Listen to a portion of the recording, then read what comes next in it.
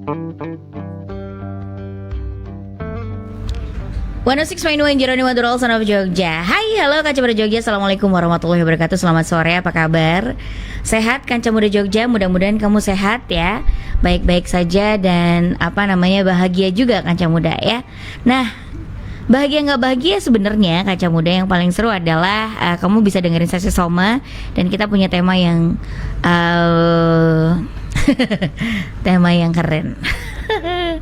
Temanya adalah hidup itu ajaib. Apanya yang ajaib nih? Ya, kita ngobrol sama Pak Ustadz ya. Kenapa bisa bilang hidup itu ajaib? Karena keajaiban hanya milik Allah. Oke, Pak Ustadz, dari mana saya ngaco? Sebentar, mikrofonnya. Oh, salah mikrofon. Pantes Pak Ustadz kok sepi banget, gak ada orang. Udah? Udah. Assalamualaikum warahmatullahi wabarakatuh Kaca Muda.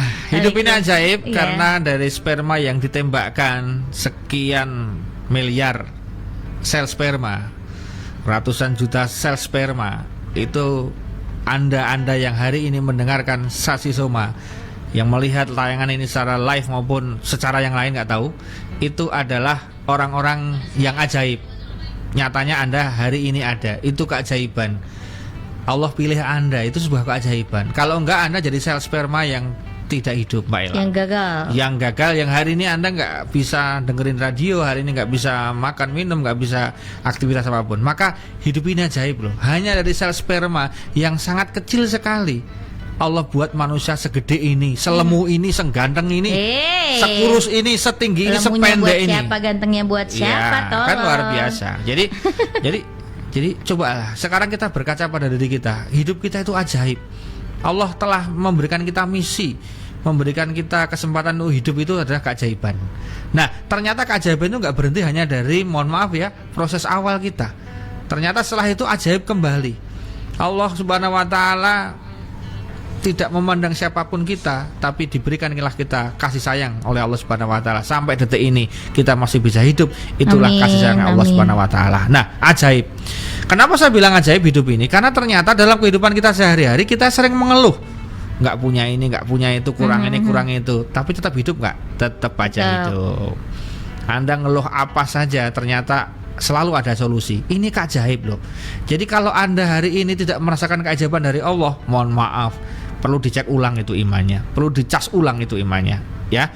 Jadi Anda sekarang lihat, suami Anda itu keajaiban untuk Anda saat ini. Wahai para istri, kok bisa suamimu senang sama kamu? Itu ajaib loh.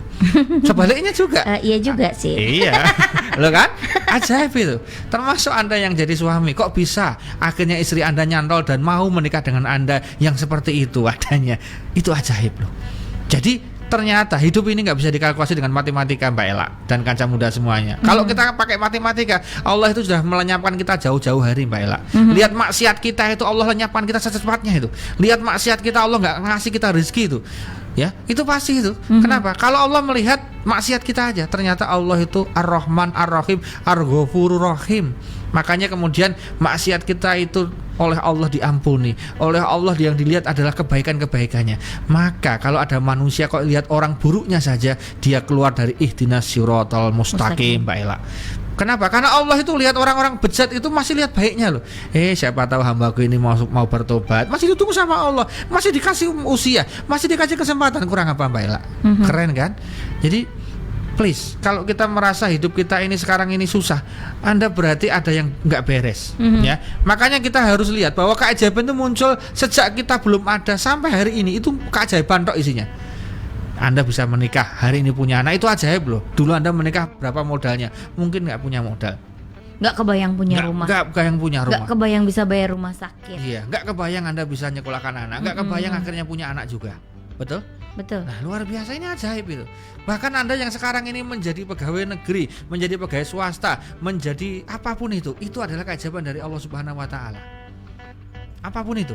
Bahkan Anda yang hari ini mungkin belum punya kerjaan, itu ya keajaiban dari Allah. Kenapa? Anda tetap bisa makan walaupun nggak kerja. Betul kan? Apa pernah ada pengumuman telah meninggal dunia karena nggak bisa makan? Ada kok, jarang terjadi. Misalnya ada, itu betul-betul pandemi yang luar biasa.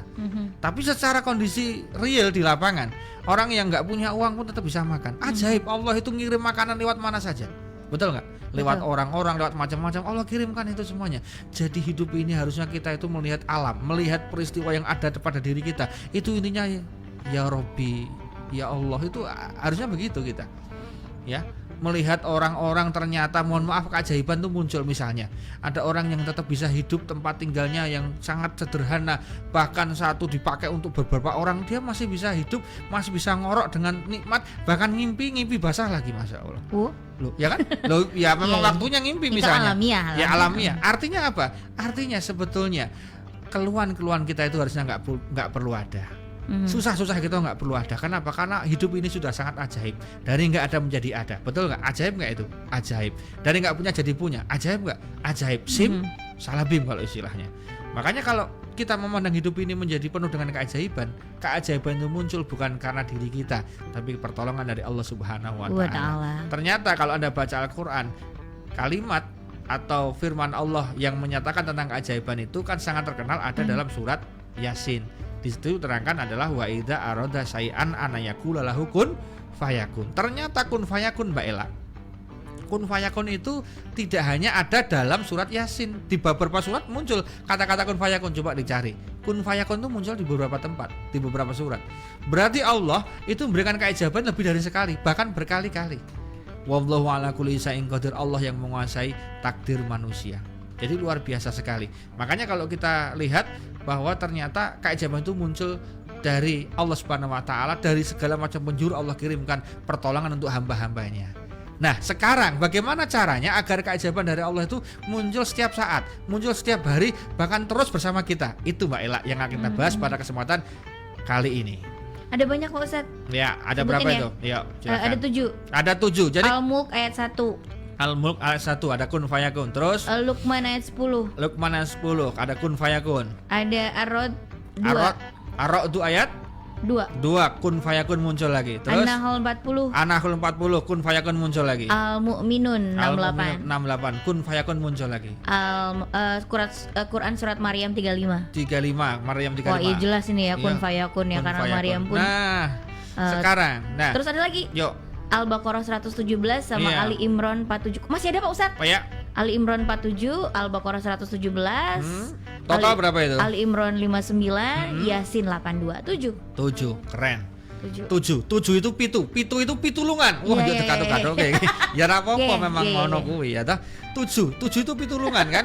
Ya. Iya, iya, Pitulungan. Berarti Pitulungan kalau Allah itu dekat. iya, dekat sekali. Maka hari ini kita akan bahas 7 hal yang membuat keajaiban muncul. Wow. Yang pertama. Cepet banget ya ngarangnya. Loh? Beneran ada 7. Iya dong. Gimana kamu? Iya, oke. Yang pertama. 7 hal. Ya, oke. 7 hal yang insya Allah akan membuat segera turun keajaiban itu pada diri kita, menyapa diri kita insya Allah. Nomor 1, keajaiban itu muncul manakala kita memperbanyak istighfar. Ini nomor 1. Jadi nomor 1 kalau pengen ajaib muncul itu perbanyak istighfar dulu. Jadi kita tidak usah bergerak kemana-mana dulu, cukup memperbanyak permintaan maaf kepada Allah, tobat kepada Allah dengan cara memperbanyak istighfar. Man lazim, ya, barang siapa melazimkan lafaz istighfar, maka dia akan diberikan rizki dari jalan yang tidak disangka-sangka, Mbak Ella. Allah akan cukupkan kebutuhannya. Amin. Bahkan ada sahabat yang datang kepada Ali bin Abi Thalib curhat, ya Ali, ini ternakku kok nggak berkembang, ini kok sawahku kering kerontang, ini tanamanku nggak bisa berbuah, ini kok bisnisku nggak lancar. Apa kata Ali bin Abi Thalib? Istighfar yang pertama, kedua istighfar, ketiga istighfar lagi. Jadi istighfar aja. Ternyata ini serius dilakukan. Maka Rasulullah itu hidupnya penuh keajaiban, karena Rasulullah itu dalam 1 hari 1 malam istighfar minimal 100 kali, tidak kurang dari 100 kali minimal, Mbak Ella. Bisa lebih, Mbak Ella. Yang terdeteksi, yang kelihatan itu 100 kali minimal. Jadi ada angka lebih dari itu, Mbak Ella. Makanya kalau kita pengen Allah memberikan keajaiban, perbanyak istighfar. Ayo toh, bangun tidur istighfar, mau makan istighfar, habis makan istighfar, jalan-jalan istighfar, semuanya penuh istighfar setiap hari. Kenapa? Istighfar itu ternyata adalah ketika kita sudah minta ampun sama Allah, Allah bukakan banyak keajaiban. Kita ambil contoh ceritanya Nabi Yunus alaihissalam. Nabi Yunus pernah kena sebuah keadaan yang membuat beliau itu buah si malakama. Keluar mati nggak keluar mati, karena di dalam perut ikan. Kalau dia di dalam perut ikan selamanya dia mati, dia keluar memaksakan diri sementara ikannya nggak ke atas, tetap di bawah dia juga mati. Mati kelelep air. Apalagi ikan yang pausnya Nabi Yunus ini posisinya ikannya selalu berada di bawah. Artinya oksigen di situ sudah nggak ada atau susah sekali. Jadi kalau dia harus punya waktu untuk berenang dia sudah nggak mungkin lagi ngaper. Dia harus pakai alat bantuan khusus sampai ke bawah itu karena derajatnya apa namanya? Belum ada tabung oksigen zaman belum itu ada, ya. Belum ada zaman situ. Nah, ketika itu apa yang dilakukan oleh Nabi Yunus alaihissalam? Istighfar.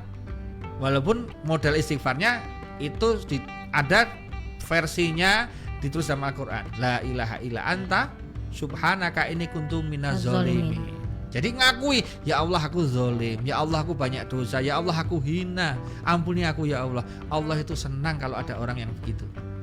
Makanya kalau ada orang merasa suci, merasa hebat, paling mulia, nah Allah itu nggak senang sama orang-orang seperti itu. Makanya sekarang kita paling aman kalau pengen dapat keajaiban, rutinkan istighfar setiap hari.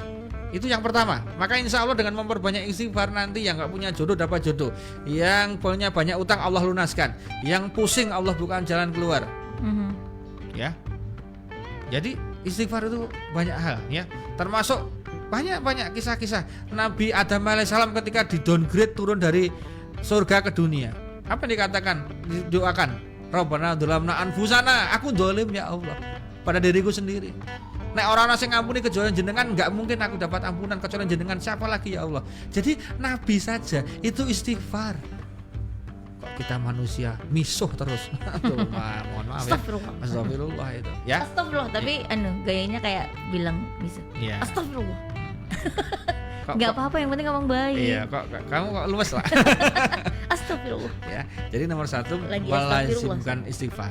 Jadi Iya. itu. Jadi kalau kita pengen dapat keajaiban itu melazimkan istighfar. Melazimkan, dulu. oke. Ya, oke. Yang kedua adalah memperbaharui syahadat. Makanya kita itu penting untuk memperbanyak syahadat lah. Walaupun orang itu masuk Islam dengan syahadat dan kita sudah Islam alhamdulillah sejak kecil, itu syahadat kita perbarui. Maka memperbanyak kata-kata la ilaha illallah Muhammadur Rasulullah itu luar biasa. Maka sebenarnya kalau orang tahlilan itu ya Allah, apa ya Ela, Mbak Ela. Orang tahlil itu sebetulnya kan minta keajaiban kan. La ilaha illallah, la ilaha illallah. Karepe dheweke bar tahlil utange lunas, betul? Karepe dheweke bar tahlil entuk jodoh, betul? Karepe dheweke bar tahlil itu semua masalahnya beres. Bahkan habis tahlil dia merasa tenang, betul enggak? Karena itu ada kalimat syahadat kan, la ilaha illallah. Terus kan Muhammad Rasulullah. Maka syahadat ini kita ulangi terus bagus. Dalam bentuk tahlilan, dalam bentuk dibaca komplit syahadat, itu keren.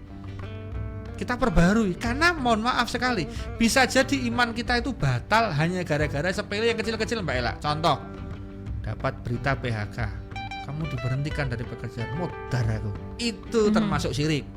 Karena yang bikin modar atau hidup Allah. Yang ngasih rezeki itu Allah, yang mengatur hidup kita itu Allah, semuanya yang nanggung Allah. Kok kita bilang modar, berarti ada kekuatan lain di luar Allah yang membuat kita modar. Makanya kita nggak boleh ngomong wah modar aku, mate aku. Wah entek aku, habis aku. Nah itu syirik. Nah itu dalam bentuk ucapan Mbak Ela. Dalam bentuk hati itu kan sering nggak terdeteksi Mbak Ela. Waduh piye iki nek ora diopo-opo iki. Wah coto iki. Wah bubar iki. Wah itu dalam hati. Waduh nanti kalau gini gimana ya. Seakan-akan Allah itu nggak ada gitu loh Mbak Ela. Jadi kita itu sering sekali dalam hidup ini begitu kena masalah seakan-akan Allah itu nggak ada, seakan-akan Allah itu membiarkan. Itu sudah jatuh imannya, sudah batal Islamnya kalau nggak hati-hati Mbak Ella. Maka perlu syahadat. Apalagi kalau kita kemudian dalam beberapa kesempatan sering kali gitu kan lihat apa-apa itu takjubnya bukan pada Allah tapi pada orang, pada barang, pada alat. Wah apik banget iki. Wah berarti iki nek ngene iki duit akeh yo. Jadi dia lupa sama Allah yang ngasih duit. Dia lupa bahwa yang menciptakan alat itu manusia dan manusia itu ciptaannya Allah. Nah itu termasuk batal loh. Dan rezekinya itu Allah kasih. Iya, jadi dalam kehidupan sehari-hari kita itu sering kali menganggap Allah tidak ada dalam bentuk pernyataan, perkataan atau hati atau batin atau pikiran, dan itu bahaya. Itu bisa batal iman kita. Tauhid itu yang paling, karena syirik itu kata Rasulullah, syirik itu ibarat apa? Semut hitam di atas batu hitam di malam hari dilihat dengan kacamata hitam, kurang apa? kurang nggak kelihatan. Iya kan? Jadi syirik itu saking tersembunyinya. Iya, Dia iya. seperti semut hitam di atas batu hitam di malam hari. Hadisnya begitu. Kayak Nah, ditambahi sama ustadz-ustadz itu dengan kacamata hitam. Hitam aja sing ribennya yang sekian persen. Itu aja tambah kita sedang belean, tambahin mana karo ustadz. Makin nggak kelihatan. Gak kelihatan. Itulah syirik. Padahal ada, Mbak Ella. Real. Meskipun kecil itu hati-hati. Makanya kita gitu kan, jangan tergantung mana istri kita, jangan tergantung mana suami kita. Itu syirik loh ya. Gimana Mbak? Wah, aku sih tenang hidup saya, punya suami, suamiku duitnya banyak. Itu syirik. Hati-hati loh. Itu syirik itu. Kenapa? Karena kalau suaminya mati gitu. Maka alhamdulillah Allah kirimkan banyak rezeki. Alhamdulillah saya bersyukur, saya berdoa mudah-mudahan rezekinya barokah, dan kalau bisa saya berbagi karena rezeki cuma titipan. Keren. Wah, pinter sekali kamu Mas Andi, kamu kok luar biasa sekali dalam editing, dalam syuting gitu. Ya Allah, ini semua karunia Allah. Saya mah bukan apa-apa, saya remuan apa Mas Andi? Remuan apa ya? Peyek sing di Remuan kerupuk. Remuan kerupuk Kena angin melempem. Kena banyu ra karo-karuan. Saya itu mah apa kalau nggak ada Allah, betul nggak? Iya, Nah, betul. kita sudah jarang menemukan orang seperti itu, Mbak Ella. Yang ada kan dadanya membusung. Ya aku kan suwe le editingnya saka zaman aku TKI wis editing ya. Aku zaman cilik wis moto-moto ya. Aku ngamirake SMP ya nganti. Lahir aku metu nggo kamera. Itu yang terjadi. Ya kan? Coba lihat.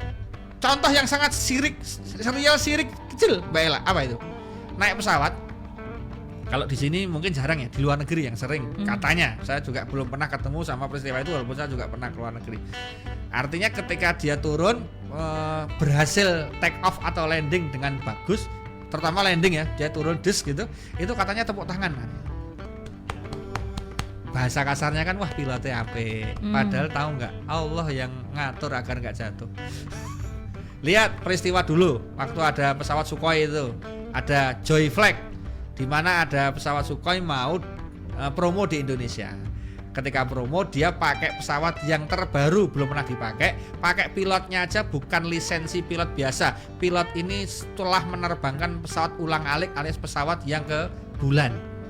Jam terbangnya jangan ditanya. Pesawatnya baru, pilotnya Keren. Istimewa. Cuaca ketika direkam Aman. Artinya cuacanya landai. Apa yang terjadi? Nabrak Gunung Salak. Oh Hancur. iya gitu. Iya kan? gitu. Dulu Iya. pernah kan? Wallahu ala kulli syai'in qadir. Maka kita nggak boleh sombong, kita mah apa. Makanya kita memperbarui syahadat itu penting sekali. Walaupun kita itu alhamdulillah Islam sejak lahir, tapi kita jangan kalah dengan para mu'alaf itu. Mereka pun mau bersyahadat rutin. Jadi syahadat kita itu bisa batal hanya gara-gara hal-hal yang teknis kecil-kecil yang kita nggak sadar. Karena syirik itu tadi itu kayak Ya, semut hitam di Ya. batu hitam di malam hari pakai kacamata hitam. pelean.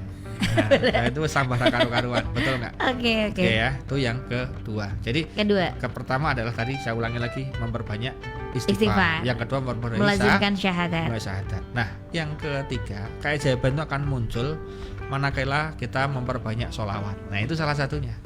Kenapa memperbanyak sholawat menjadi keajaiban? Karena kita berislam itu mohon maaf sekali, jangan gaya toh. Kita tahu Islam dari siapa sih? Ayo jujur. Kita tahu agama Islam dari siapa? Kita tahu ajaran Islam dari siapa? Islam sampai ke kita itu dari siapa? Benar, dari Wali Songo, para gujarat-gujarat dalam sejarah itu menyebarkan dakwah Islam ke Indonesia, betul ya?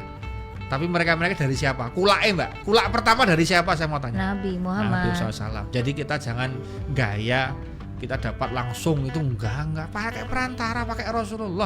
Makanya terima kasih sama Rasulullah itu dengan memperbanyak sholawat. Makanya sapa yang sholawat karo Kanjeng Nabi nyabi balas.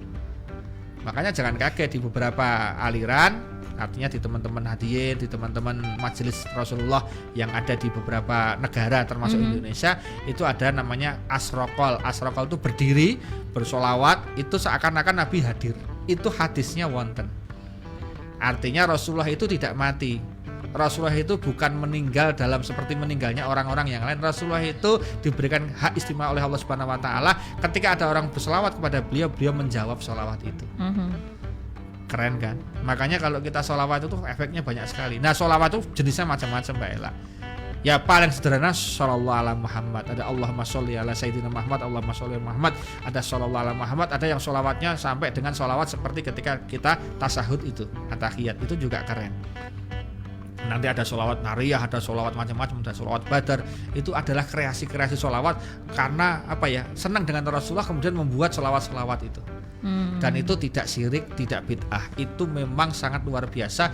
Seperti Anda yang jatuh cinta kemudian membaca puisi, menyanyikan gitu. lagu. Cuma kalau sholawat bernilai ibadah. Karena perintah dalam Al-Quran sudah dikatakan gitu.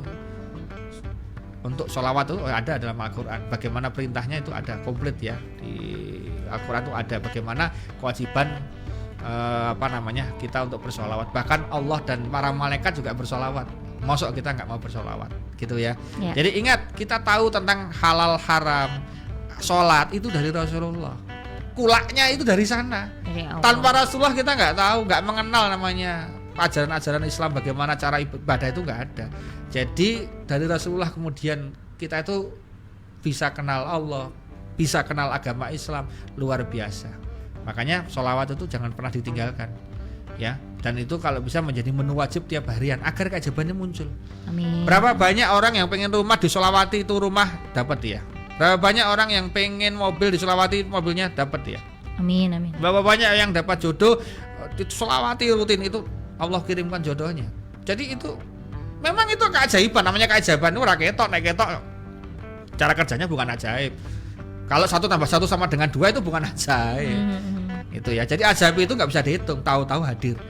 Dan itu sudah dijadikan Allah Subhanahu Wa Taala. Makanya kalau kita memperbanyak sholawat, insya Allah Allah akan memberikan banyak pertolongan kepada kita. Amin, Ya. amin. Makanya doa tanpa sholawat itu dalam hadis dikatakan tertahan, Mbak Ella.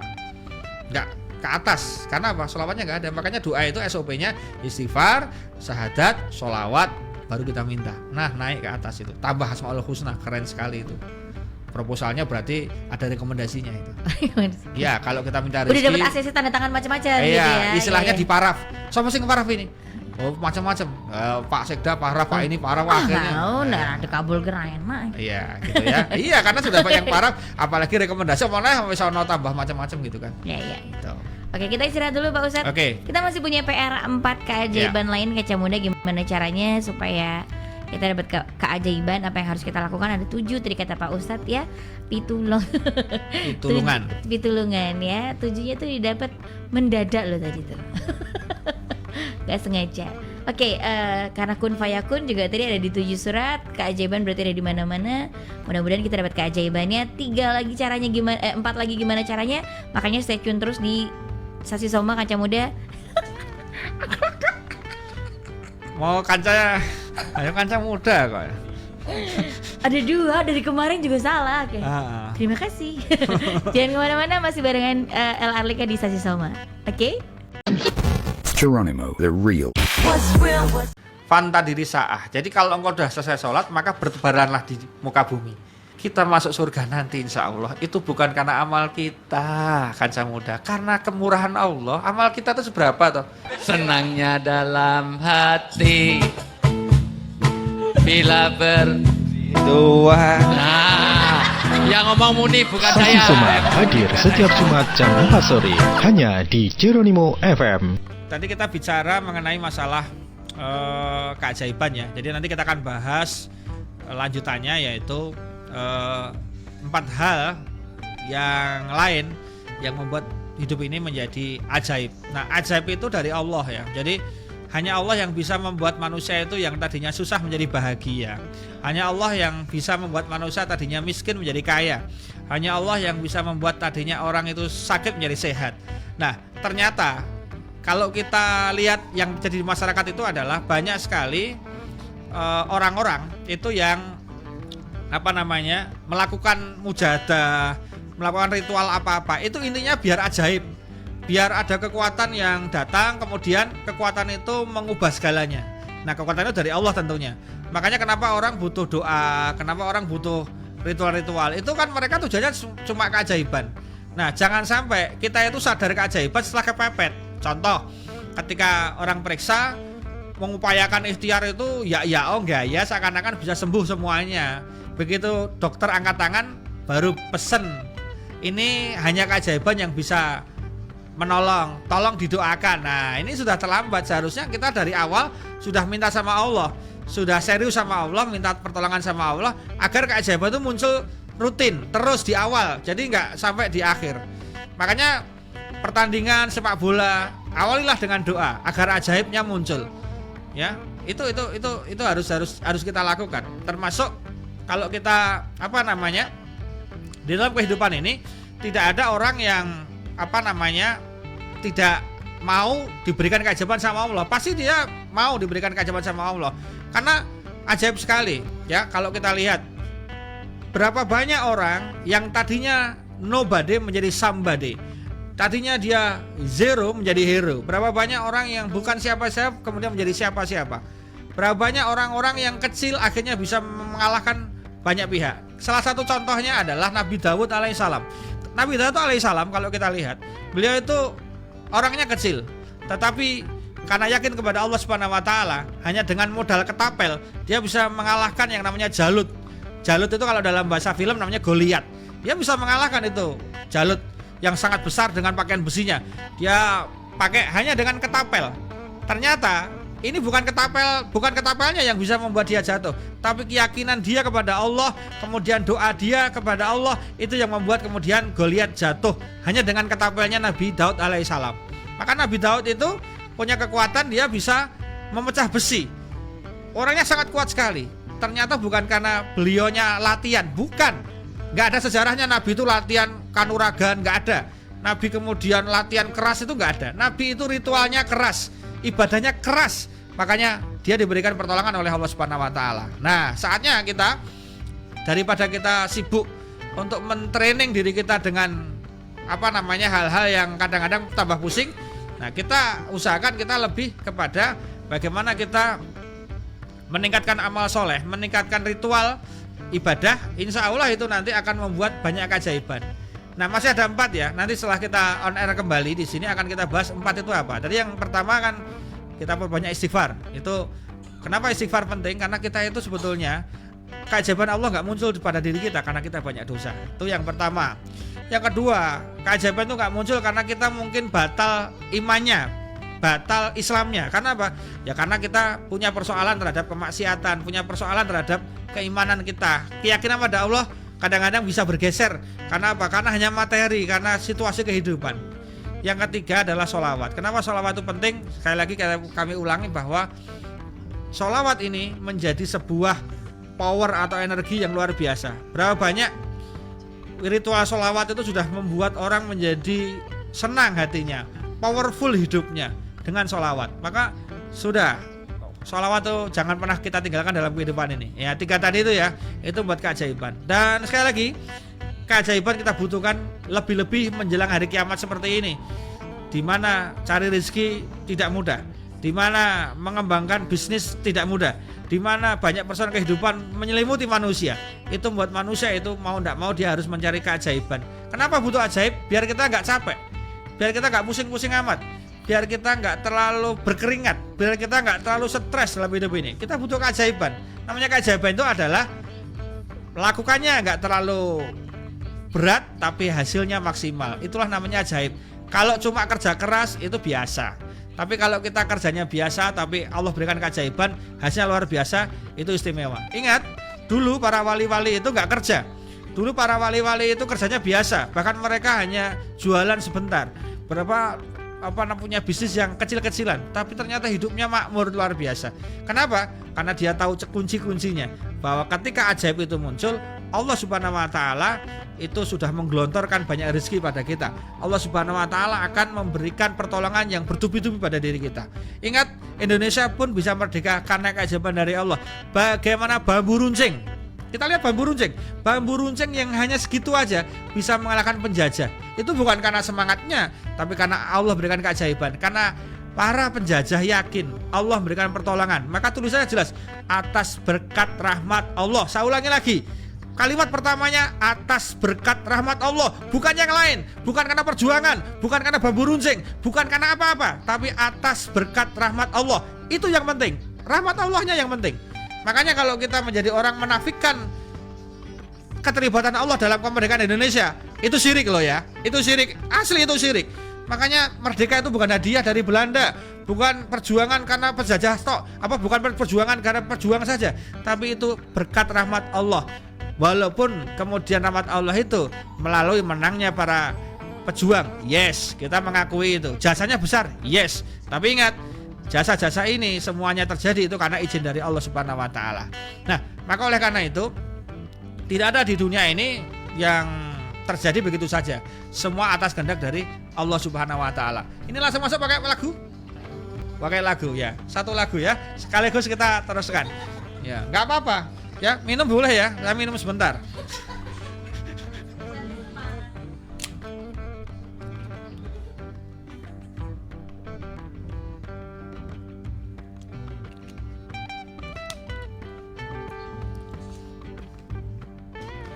Termasuk kita habis minum enak, itu ajaib loh ya.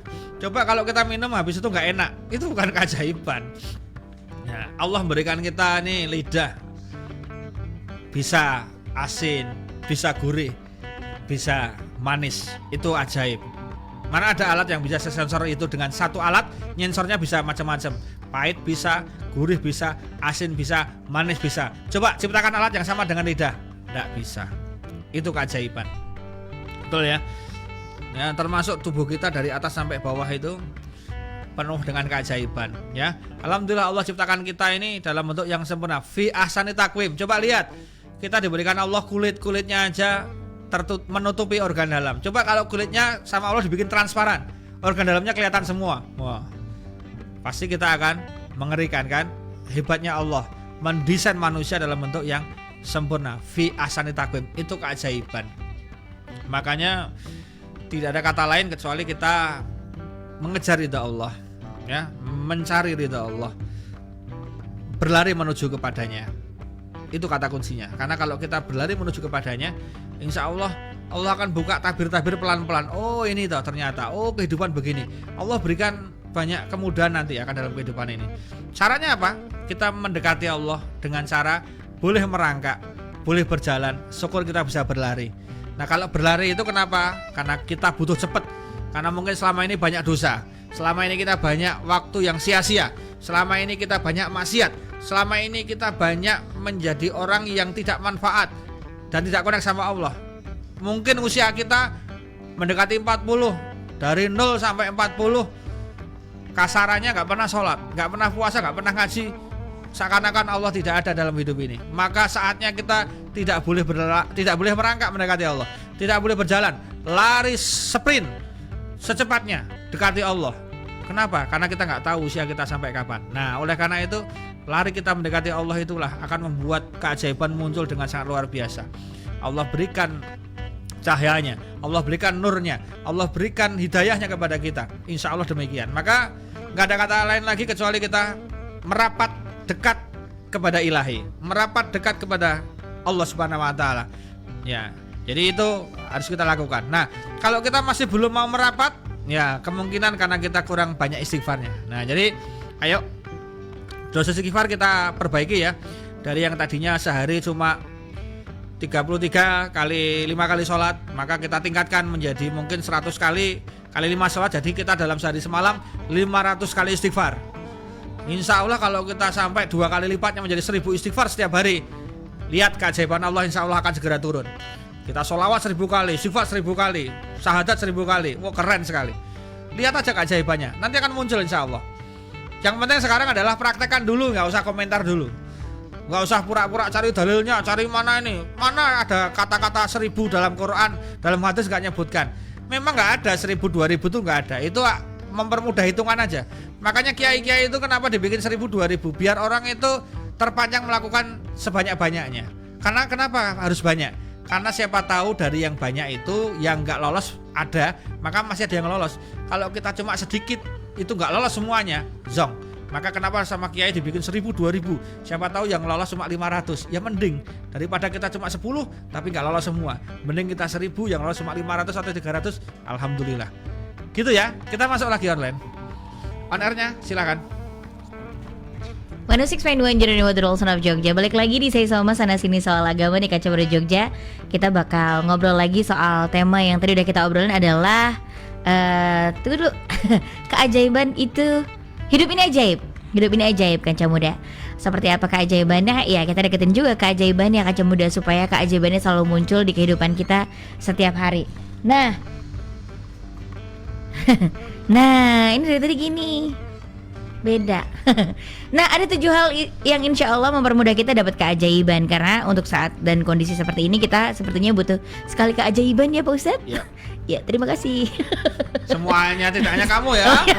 Ini Kan loh. saya bilang kita, Iya. saya nggak bilang saya, kita. Oke. Yang pertama tadi udah dibilangin adalah istighfar, diperbanyak, melazimkan syahadat. Oke. Ya, yang ketiga memperbanyak sholawat, Ya. dan Ya. yang keempat, kelima, keenam, ketujuh. Ya. Nah, ini kita mau bahas, makanya kamu duduk manis dengerin radionya, digedein volumenya kaca muda biar dapat keajaibannya.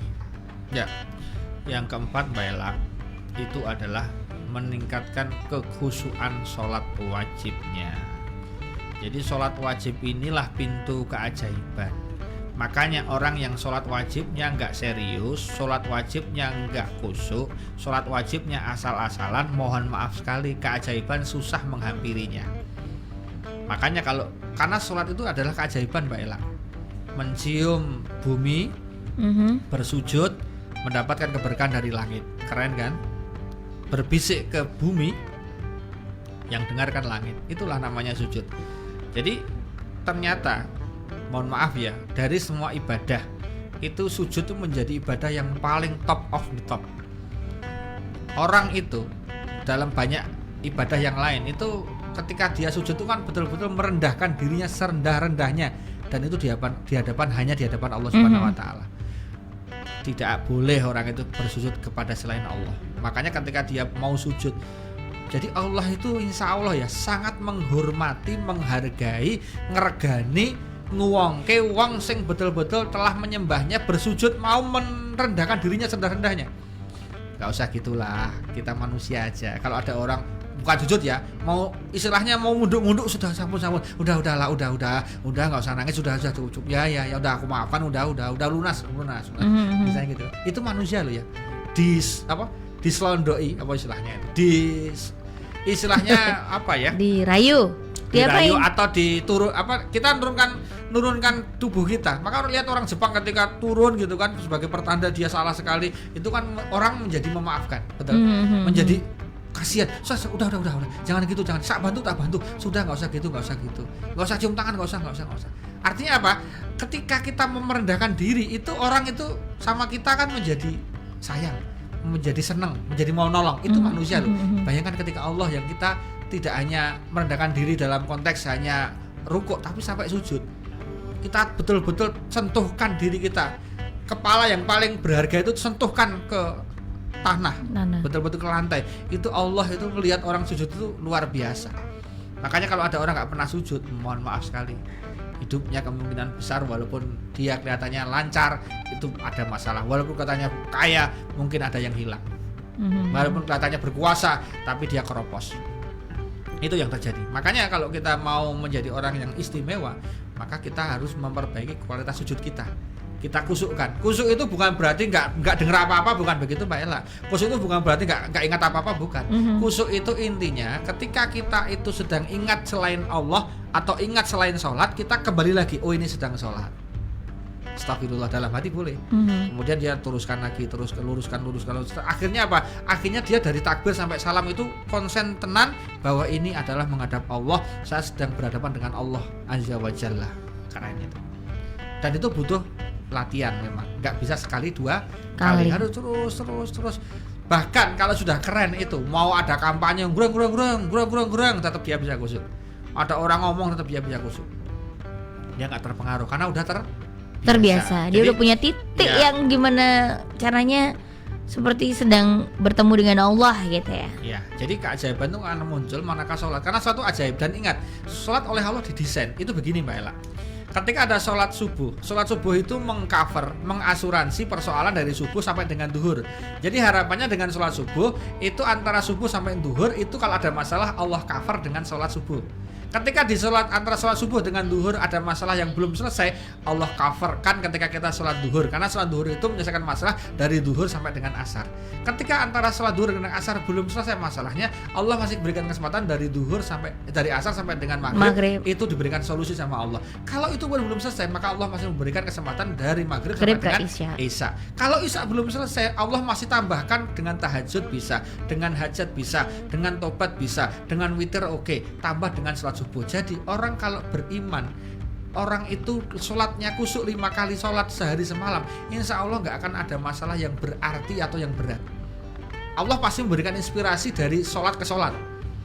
Anda punya masalah di antara sholat subuh dengan duhur, nanti habis duhur Anda akan ada solusi. Anda punya masalah dari duhur ke asar, nanti habis asar insya Allah ada solusi gitu. Dan itu nggak bisa dilogikakan, tapi harus dipraktekkan Pak Ella. Berapa banyak orang yang punya masalah, tahu-tahu sholat, habis sholat dia wirid, zikir komplit, habis itu tahu ada inspirasi. Oh iya, tahu gitu, ini gitu. Betul nggak Mbak Ella? Sering kita dapatin seperti itu. Makanya kita jadi orang ya harus meningkatkan kualitas kekhusyuan sholat kita. Ya, makanya sholat itu kita upayakan awal waktu, kita upayakan kemudian jangan tergesa-gesa, wudunya yang sempurna, tumakninah dan lain sebagainya. Kapan-kapan kita bicara sholat khusyuk ya, dan sholat khusyuk ini tidak bisa diraih on position terus begitu Mbak Ella. Contoh, hari ini Anda khusyuk, besok bisa jadi enggak, makanya harus diistiqomahkan terus ya. Makanya kenapa sholat itu ketika sakit lebih khusyuknya agak berkurang, ya itu wajar Mbak Ella. Kenapa? Karena dia sakit. Beda dengan ketika nggak sakit. Makanya betul-betul ketika kita sedang sehat itu manfaatkan dengan sebaik-baiknya. Itu ya. Jadi keempat itu adalah kita tingkatkan kekhusyukan sholat. Ya, terutama wajib kita. Karena kalau sholat wajibnya khusyuk Mbak Ella, insya Allah sunnah-sunnahnya ngikutin, duhanya ngikutin, gitu kan? Tahajudnya ngikutin, gitu Mbak Ella. Itu yang akan insya Allah akan terjadi. Kita masuk yang kelima. Yang kelima, ketika kita sudah sholatnya khusyuk, maka kita mau tidak mau keajaiban itu muncul real, yaitu adalah kita memperbanyak doa. Makanya dalam Islam itu lihat hampir semuanya ada doanya. Mohon maaf ya, mau melakukan persetubuhan saja berdoa, ada doanya agar anak yang terlahir atau yang nanti menjadi rezeki berupa anak itu anaknya istimewa. Maka kalau ada anak kok sekarang nggak istimewa atau yang sangarepol, tolong dicek up dulu gimana posisinya, pas ngapa istilahnya, pakai foreplaynya pakai apa? Artinya foreplaynya itu pakai baca doa, baca Quran, atau langsung gobras gabrus, itu hasilnya juga beda. Makan Mbak Ella ada doanya, mau tidur ada doanya, bangun tidur ada doanya, pakai pakaian baru ada doanya, masuk kamar mandi ada doanya, keluar kamar mandi ada doanya. Semua dalam Islam ada doanya. Itu baru sehari-hari loh ya. Kenapa? Agar semua yang dilakukan itu ajaib. Oke? Belum nanti doa-doa yang lain. Minta rubah nasibnya, minta rubah hidupnya, minta rubah utangnya, minta ini, minta itu. Itu harus dengan real doa. Nah, doa kenapa Ustadz di nomor 5? Ya karena SOP-nya doa itu nanti, kamu itu SOP yang dipakai dulu, nanti baru doa. Nah kita tuh seringnya nggak gitu kan, doanya diandelin tapi sholatnya nggak ngandelin, doanya diandelin tapi maksiatnya nggak pernah taubat. Jadi doa itu baru oke. Permintaan itu kalau kita udah dekat sama Allah itu baru oke. Jadi gini loh, kalau kita mau minta sponsor ke perusahaan itu paling aman kita kenal sama yang punya dulu, kita dekat sama yang punya dulu, kita sering main ngobrol asik, nanti kita baru minta ngomong, belum ngasih proposal, oke, udah kirim aja proposalnya. Barangnya tak kirim sekarang, proposalnya nyusul ya. Itu bisa terjadi. Urung doa harus dikabulke, itu sering terjadi. Baru mau minta, belum minta udah dikabulkan sama Allah, itu bisa Allah terjadi. Kenapa? Udah akrab, udah deket. Tapi kalau kita nggak deket, kita doanya kusuk epal, tapi kita nggak dikenal, nggak dipindah. Lagi ngapain?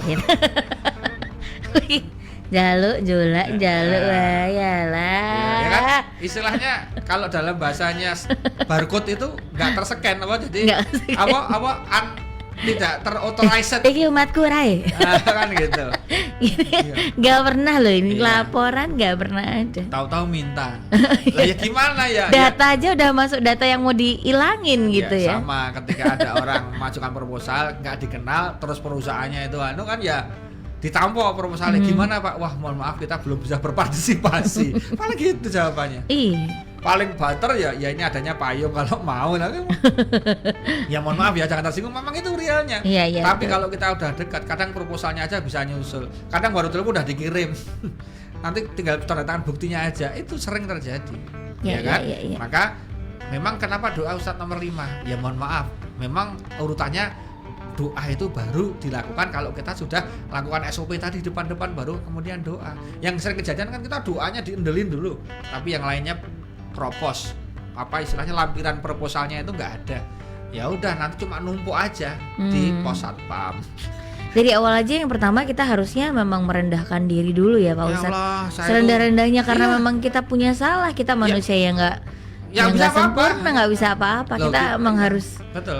Ya. serendah-rendahnya manusia dulu untuk meminta. Ya, itu nomor 5. Ya, kita masuk ke nomor 6 aja mudah.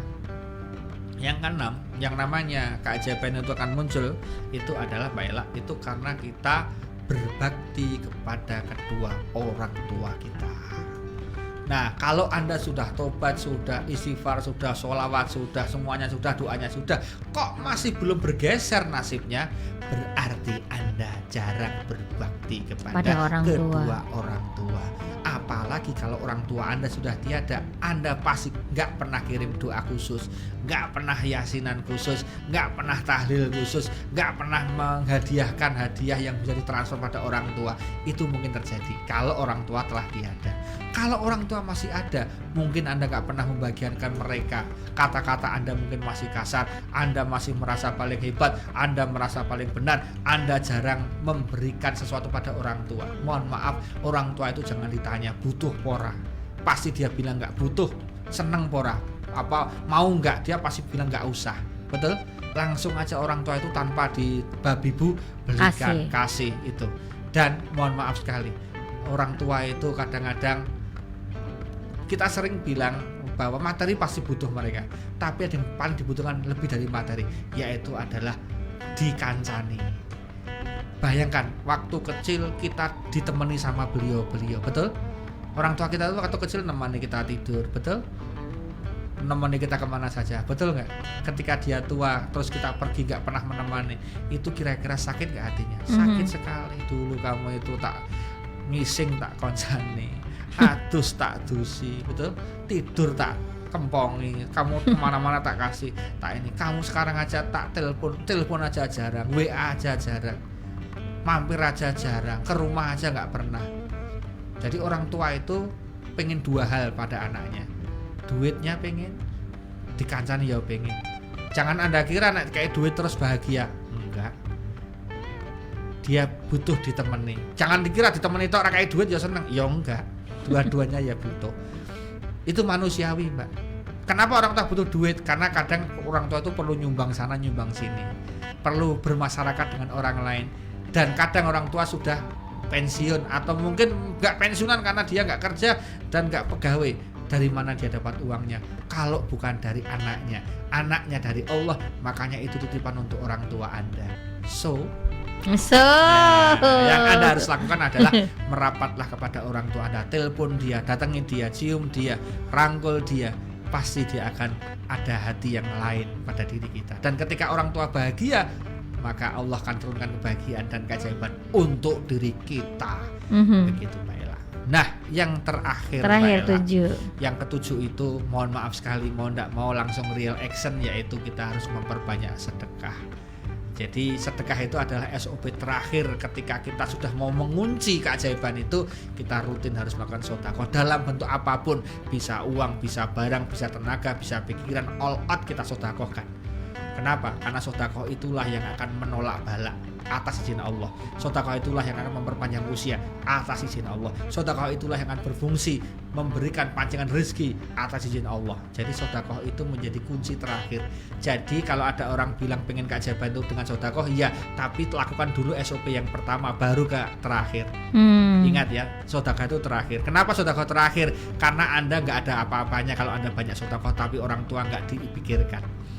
Anda nggak ada apa-apanya, Anda kemana-mana ngasih duit kemana-mana, sedekah kemana-mana, tapi orang tua nggak pernah diperhatikan, itu nggak ada manfaatnya. Maka sedekah itu terakhir setelah orang tua itu open, setelah orang tua itu terayomi, terbahagiakan hatinya, meskipun tidak harus berupa yang berlimpah harta benda, enggak. Karena orang tua kalau udah usia seperti tua itu kadang nggak butuh amat dengan harta, tetapi apa, dia butuh diperhatikan, kasih sayang, bahkan ditemani, bahkan didampingi, itu orang tua ya. Makanya sebetulnya mudik itu kalau bisa tidak nunggu lebaran saja, tetapi begitu kita ada kesempatan mudik, Pulanglah. tengoklah.